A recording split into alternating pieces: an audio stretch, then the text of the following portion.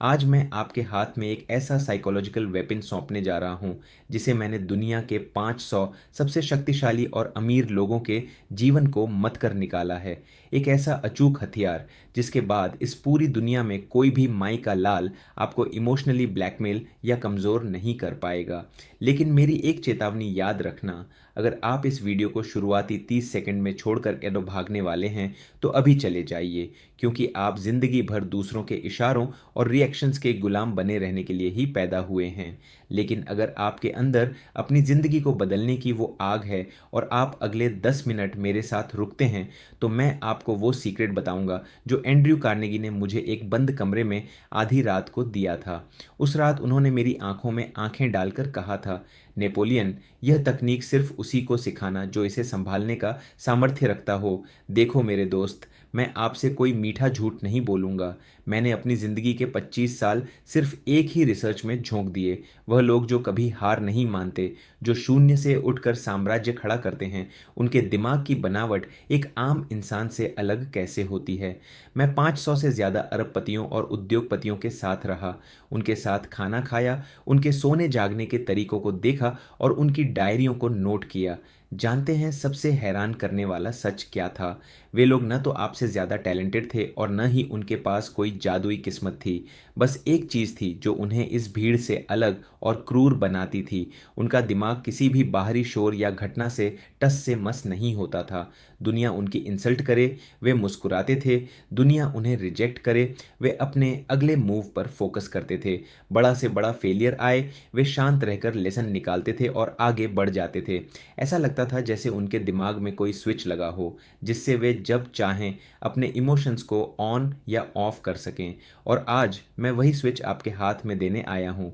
वह रात मुझे आज भी याद है जब मुझे पहली बार समझ आया था कि असली मानसिक ताकत क्या होती है। साल 1937 की बात है।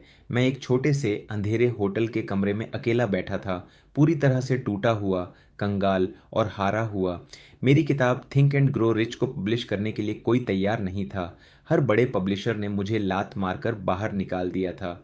उस अंधेरी रात मैंने खुद की आंखों में देखा और एक सवाल पूछा, क्या मेरी किताब में दम है? क्या यह करोड़ों लोगों की ज़िंदगी बदल सकती है? मेरे अंदर से आवाज़ आई, हाँ। तो फिर मैंने उसी वक्त तय किया कि किसी दूसरे एरे गहरे पब्लिशर के ना को मैं अपनी ज़िंदगी का सच क्यों बनने दूं।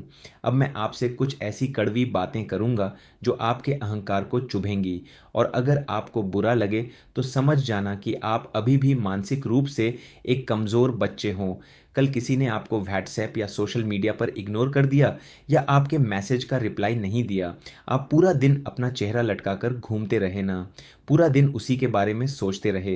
हेनरी फोर्ड ने मुझसे एक बार हंसते हुए कहा था, नेपोलियन, ये जो 95% लोग हैं ना, ये असल में मजबूत बनना ही नहीं चाहते। इन्हें बस थोड़ा सा टेम्परेरी अच्छा फील करना होता है, इसीलिए ये मोटिवेशन की अफीमत चाटते हैं। 2 दिन हवा में उड़ते हैं और तीसरे दिन वापस अपनी उसी पुरानी दयनीय जिंदगी के पैटर्न में लौट जाते हैं। ये बात 100% सच थी मेरे दोस्त। अगर आप सच में उस 5% की लीग में आना चाहते हैं तो आज से एक कसम खा लो, हर बात को पर्सनली लेना बंद करो। हर रिजेक्शन, हर गाली, हर आलोचना और हर फेलियर को अपने पैर की धूल समझो और खुद को संभालो। ये जादुई तकनीक मैंने जॉन डी रॉकफेलर से सीखी थी। एक दिन मैं उनके आलीशान केबिन में बैठा था, तभी उनके मैनेजर ने आकर एक बहुत ही खौफनाक खबर दी कि उनकी एक बहुत बड़ी इंटरनेशनल डील फेल हो गई है और कंपनी को करोड़ों का नुकसान हो चुका है। मैं शॉक्ड था।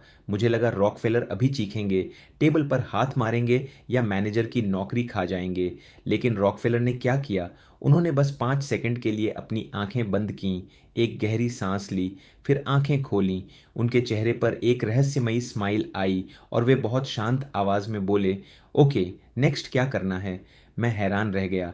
जब मैनेजर चला गया तो मैंने उनसे पूछा कि आप इतने शांत कैसे रह गए?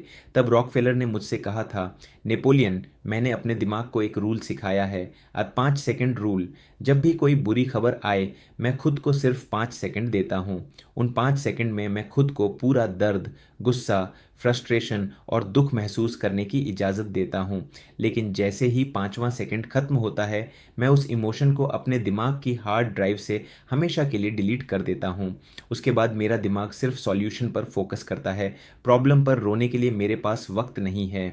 याद रखना, इमोशन समुद्र की एक लहर की तरह है। वह आएगी और चली जाएगी, लेकिन अगर तुम उस लहर को पकड़कर बैठ गए तो वह तुम्हें डुबो देगी। इसीलिए उसे महसूस करो और 5 सेकंड में जाने दो। अब जो दूसरी तकनीक मैं आपको बताने जा रहा हूँ वह थोड़ी एडवांस है, लेकिन बहुत पावरफुल है। मैं एक बार थॉमस एडिसन की प्रयोगशाला में गया था।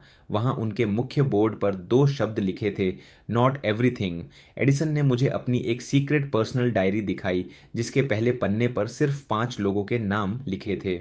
एडिसन ने मुझसे कहा, नेपोलियन, इस पूरी दुनिया में सिर्फ इन 5 लोगों की ओपिनियन मेरे लिए मायने रखती है, क्योंकि ये लोग इस फील्ड के एक्सपर्ट्स हैं, मुझसे कई कदम आगे हैं, और सबसे बड़ी बात, इनकी नीयत मेरे प्रति बिल्कुल साफ है।